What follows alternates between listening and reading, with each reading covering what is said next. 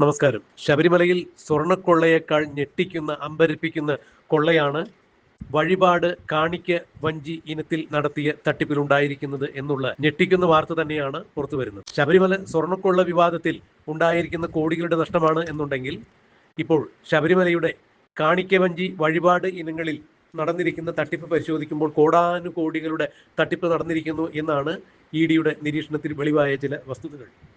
ശബരിമല സ്വർണ്ണക്കൊള്ളയുമായി ബന്ധപ്പെട്ട് SIT അന്വേഷിക്കുമ്പോൾ SIT ഈ കേസിൽ നാളിതുവരെ അറസ്റ്റ് ചെയ്തിട്ടുള്ള ആളുകളുടെയും ആ പ്രതികളുടെ മൊഴികളുമെല്ലാം ED അന്വേഷണ സംഘത്തിന് കൈമാറണം എന്നുള്ള വിവരം കൃത്യമായി SITക്ക് ലഭിച്ചിരിക്കുന്നു.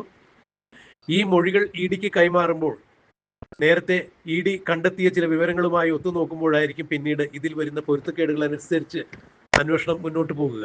എന്തായാലും ഒരു കാര്യം ഉറപ്പായിരിക്കുന്നു, ശബരിമലയിൽ നടന്നിരിക്കുന്ന സ്വർണ്ണക്കൊള്ള വിവാദവുമായി ബന്ധപ്പെട്ട് അതിൽ നടന്നിരിക്കുന്ന ക്രിമിനൽ ആക്ടിവിറ്റീസിനെ കുറിച്ചാണ് SIT അന്വേഷിച്ചിരുന്നത് എങ്കിൽ, ശബരിമല സ്വർണ്ണക്കൊള്ള ഇടപാടിലെ കള്ളപ്പണ ഇടപാടുകൾ, അതുപോലെ തന്നെ ഫെമ നിയമലംഘനം, ഫെറ നിയമലംഘനം എന്നിങ്ങനെയുള്ള നിരവധി വകുപ്പുകളാണ് ഇപ്പോൾ ED ഇതിൽ കണ്ടെത്തിയിരിക്കുന്നത്, ചുമത്തിയിരിക്കുന്നത്. 1,30,00,000 അതായത് 1.30 കോടി രൂപയുടെ സാമ്പത്തിക വസ്തുവകകൾ ഉണ്ണികൃഷ്ണൻ പോറ്റിയുടേത് കണ്ടുകെട്ടിയിട്ടുണ്ടായിരുന്നു, മരവിപ്പിച്ചിട്ടുണ്ടായിരുന്നു. ഇതുപോലെ ഈ കേസിൽ ഉൾപ്പെട്ട മറ്റു പലരുടെയും സ്വത്തുവകകൾ മരവിപ്പിക്കാനുള്ള നീക്കത്തിലാണ് ED എന്നറിയുന്നു. അതിനിടയിൽ തന്നെയാണ് SIT കസ്റ്റഡിയിൽ എടുത്തിട്ടുള്ള പ്രതികളുടെ മൊഴികൾ EDക്ക് നൽകണം, മൊഴി പകർപ്പുകൾ സമ്പൂർണ്ണമായി തന്നെ നൽകണം എന്നാവശ്യപ്പെട്ടുകൊണ്ട് ED രംഗത്തെത്തിയിരിക്കുന്നതും ബഹുമാനപ്പെട്ട കോടതിയിൽ നിന്നും അത്തരം ഒരു ഉത്തരവ് സമ്പാദിച്ചിരിക്കുന്നത്.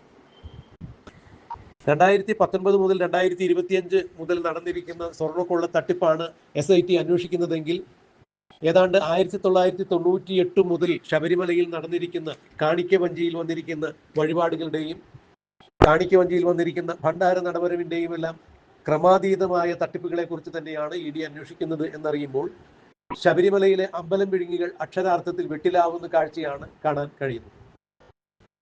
ശബരിമലയിലെ ദ്വാരപാലക ശില്പങ്ങളിലെ സ്വർണ്ണപ്പാളി അന്താരാഷ്ട്ര വിഗ്രഹ മാഫിയകൾക്ക് ഏതാണ്ട് 1000 കോടി രൂപയ്ക്ക് വരെ, ആന്റിക് വാല്യൂ അനുസരിച്ച് 1000 കോടി രൂപയ്ക്ക് വരെയാണ് വിറ്റുപോയിരിക്കുന്നത് എന്ന് പറയുമ്പോൾ, കാലാകാലങ്ങളിലായി ശബരിമലയിലെ കാണിക്ക വഞ്ചിയിൽ നിന്നും അതുപോലെ വഴിപാടിനത്തിൽ നിന്നും തട്ടി മാറ്റിയ കോടികൾ അതിലും എത്രയോ അധികം വരും എന്നുള്ളതാണ് ഇപ്പോൾ കണ്ടെത്തിയിരിക്കുന്നത്.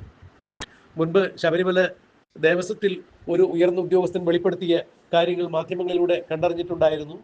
ശബരിമലയിൽ നിന്നും ധനലക്ഷ്മി ബാങ്ക് വഴി എണ്ണി തിട്ടപ്പെടുത്തി കൊണ്ടുപോകുന്ന വലിയ വലിയ പണച്ചാക്കുകളിൽ പല ചാക്കുകളും തിരുവിതാംകൂർ ദേവസ്വം ബോർഡിന്റെ ആസ്ഥാനത്തേക്കാണ് പോയിക്കൊണ്ടിരുന്നത്. ഒരു ദിവസം തന്നെ 10-15 ലക്ഷം രൂപയാണ് ഇത്തരത്തിൽ മാറ്റി കൊണ്ടുപോയിരുന്നത്. അതായത് തിരുവിതാംകൂർ ദേവസ്വം ബോർഡിന്റെ വേണ്ടപ്പെട്ട ആളുകൾക്ക്, അതിന്റെ തലപ്പത്തിരിക്കുന്ന ആളുകൾക്ക് പങ്കുവെക്കപ്പെടുന്നതിന് വേണ്ടി ഒരു ദിവസം 15 ലക്ഷത്തിലധികം രൂപയാണ് ഇങ്ങനെ മാറ്റിയിരുന്നത് എന്ന് പറയുമ്പോൾ, അന്ന് ദേവസ്വത്തിലെ അക്കൗണ്ടിംഗ് സെക്ഷനിലെ ഉയർന്ന ഉദ്യോഗസ്ഥനായിരുന്ന അദ്ദേഹത്തിന്റെ വെളിപ്പെടുത്തലുകൾ ഞെട്ടിക്കുന്നത് തന്നെയാണ്. ഒരു ദിവസം 15 ലക്ഷം രൂപ വീതം മാറ്റിയിട്ടുണ്ടെങ്കിൽ ശബരിമലയിൽ ഒരു മണ്ഡലക്കാലം എത്ര കോടി രൂപ അടിച്ചു മാറ്റിയിട്ടുണ്ടായിരിക്കും. ഈ അടിച്ചുമാറ്റൽ 1998 മുതൽ 2026 വരെ അനുസ്യൂതം തുടർന്നിട്ടുണ്ട് എന്ന് പറയുമ്പോൾ, എത്ര കോടി രൂപകളായിരിക്കും കാണിക്ക വഞ്ചിയിലൂടെയും അതുപോലെ വഴിപാട് കൗണ്ടറിലൂടെയും ശബരിമല ദേവസ്വത്തിന് നഷ്ടമായിരിക്കുന്നത് എന്ന് മനസ്സിലാക്കാൻ കഴിയും.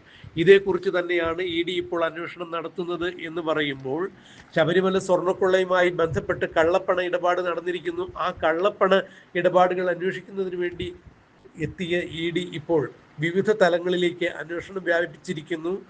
ഫെമ നിയമ ലംഘനം നടന്നിരിക്കുന്നു. PMLA ആക്ട് പ്രകാരമുള്ള കേസ് ED രജിസ്റ്റർ ചെയ്തിരിക്കുന്നു. ഫെറ നിയമപ്രകാരമുള്ള കേസും രജിസ്റ്റർ ചെയ്തിരിക്കുന്നു എന്ന് പറയുമ്പോൾ, അക്ഷരാർത്ഥത്തിൽ ശബരിമല സ്വർണ്ണക്കൊള്ളയുമായി ബന്ധപ്പെട്ട പ്രതികൾക്ക് ഇരട്ട പൂട്ട് വീഴുന്നു, കത്രിക പൂട്ട് വീഴുന്നു. ഒരു കാരണവശാലും ഇതിൽ നിന്നും രക്ഷപ്പെടാൻ സാധിക്കില്ല. ഏതെങ്കിലും കാരണവശാൽ SIT രജിസ്റ്റർ ചെയ്തിരിക്കുന്ന കേസുകളിൽ നിന്ന് രക്ഷപ്പെട്ടാലും ഒരു കാരണവശാലും EDയുടെ പിടിയിൽ നിന്നും ഇവർ രക്ഷപ്പെടില്ല എന്ന് തന്നെയാണ് മനസ്സിലാക്കാൻ കഴിയുന്നത്. ഇതിന്റെ വിശദാംശങ്ങൾ വരും ദിവസങ്ങളിൽ നമുക്ക് മനസ്സിലാക്കാൻ സാധിക്കും എന്ന് പ്രതീക്ഷിക്കാം, കാത്തിരിക്കാം.